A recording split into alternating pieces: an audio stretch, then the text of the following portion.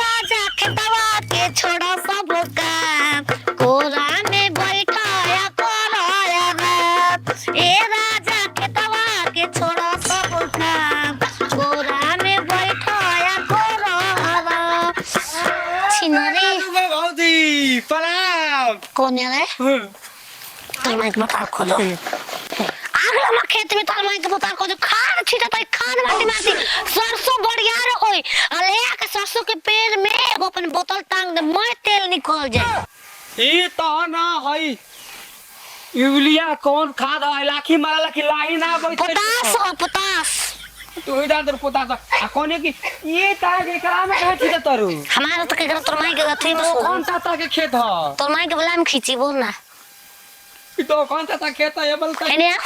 आगे है ने बताओ ये ठीक है आजा पिछला के तर के मुंह देख बोलब मुंह देखत बड़ा बहन करे तू धान तुल भौजी बताओ हम तो बहुत लोवत हनी का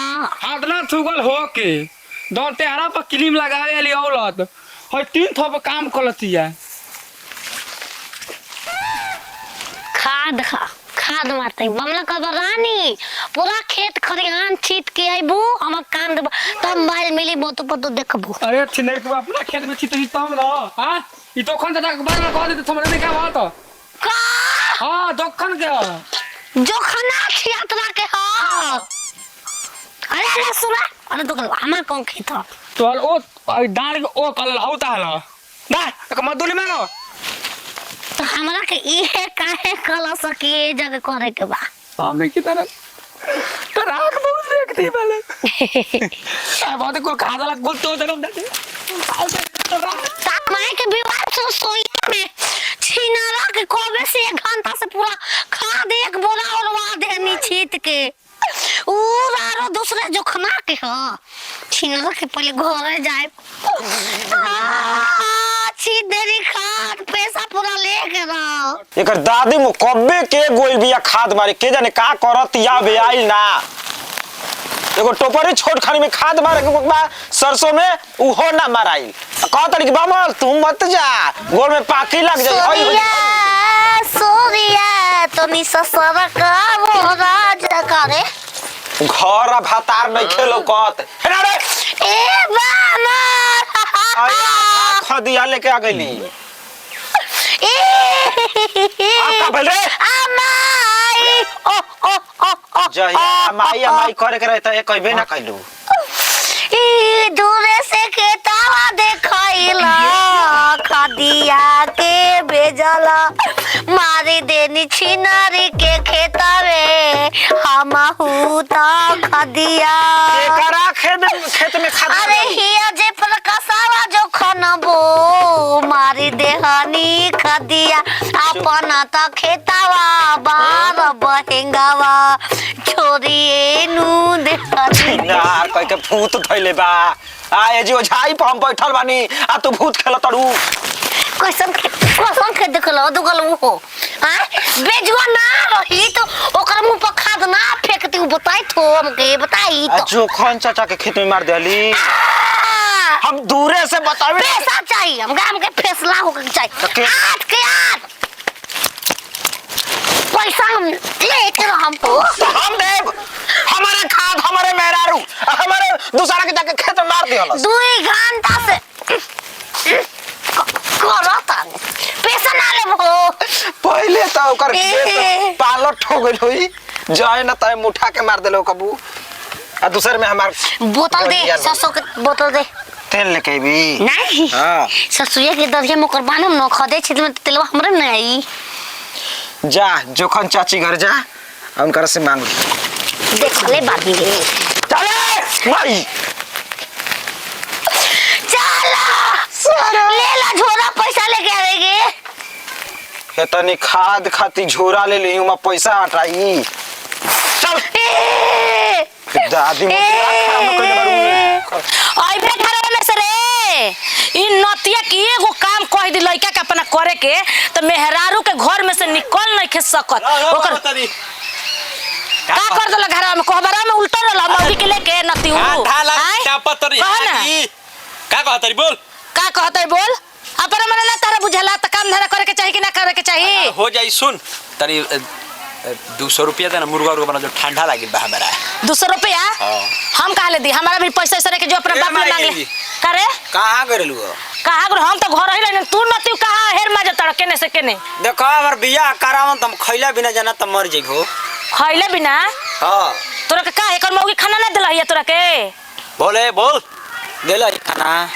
हमारा से अपने पलंग पर मरद मेहरारू दाल भात भुजिया खा मेहरारू हमार हियो तो हम ना रह पलंग पर तो तू रहबा ए ना बियाह कइले बारे एगो तोहरे खातिर हो आई घर में खाना पानी ना दी हमनी के ना करी खाए के ना सतुरा करे का बिना खइले तो बानी अब बोड़िया तनिए ने दू गो छिपा नाद पलौकता के कर ह मरद मेहरारू कह नोतिया दम डाही के रखल बा डाही के खइले बनी हमरा आई खइले हो क्या कर रहा तुम फिरमिया के लइके लेके भाग जाए तो समझ जो की अरे नते फगबो मत करी है ई कुल बात सोचबो मत करी है अरे साला बेइज्जत शिकायत है कि ना रे बेरे साला तो हमनी करे तो बियाह ना करबो जा ए ना दे बाड़ा भांटा भर के तार बियाह को दी अभी कमा कुछ तब ना तो ओकरो के हम ही करब तोहरो के हम ही भाई दे 200 रुपया 400 रुपया दे करबो कोने तक के गाड़ी में बंद होए तब देख जैसे हम कमाई ना देख हमरा के तू खूब कमाता तू तो खूब कमाता हो जो करू आवत ना सर बियाह ठीक कर दन 5 क्या तनी हम अपने पकिट वाले ले ले अब तनी ना देबू तब का करो हां जा नती उ मेहरारू कह दी तारा के कोनो चीज लियावे के नो तो कोन तू तो लियाइए देबो माई के खातिर ई का होलो हम का करी काहे खातिर करे से जवन हिसाब किताब बतियावे के बा तौर बतिया पैसा हिसाब किताब पापा बोल बालो चिल्लात का बोले रे चिल्लात का बोल अगर एक बार हम हेतर धइली तुरंत दिमाग साफ बतिया का उहे तो चाहत है तू बा आय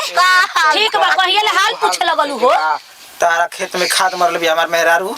हमारे खाद हमार मेहरारू जाके तारा खेत में मार देले बिया अच्छा हमर से पूछ के कोई रहे हम कहले रही हम का जानतन का करती ले बरो चल तब के पैसा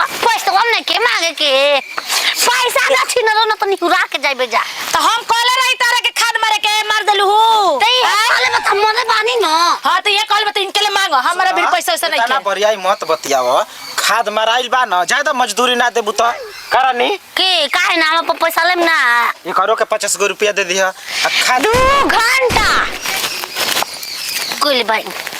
तो ई बताओ जब जानते बारे त हमर मेहरारू पगलेट बिया त अब ओपने ना जाए के चाहे खदा मारे तू काहे के भेज देला ओकरा के मरद के इतना सेवा करे ले कहत यार रज्जा जी तारा गोड़ में पाकी लग जी हम खुदे खाद मार कब रे राजा जी तू कब कल बनी कौन अरे भेंगवा तू कहत रे कि हम खा के आवत हमले ना आइला एको त नतीजा नहीं के छोड़त कुल कहत दिया दूसरों के मुंह पे इज्जत कर के तू इज्जत बारे बेइज्जतवा अरे कब बोलिया ए चले जाओ जा चलो ना पैसा मांगे और अरे का के दे देबो के हमारा पे कच्ची लतड़ का मांगे ये सारा ई कौन रे गुजिया गुजिया तो बाबे सर पैसा तो हो सुन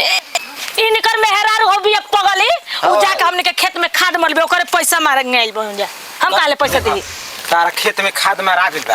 अब वो मरद के हाथे ना मेहरारू के हाथे वो लक्ष्मी के हाथे समझला हां लक्ष्मी के हाथे मार ले जहां ता कुल जर जाई तो हर को हीर ढोरी में बियर डाल दी का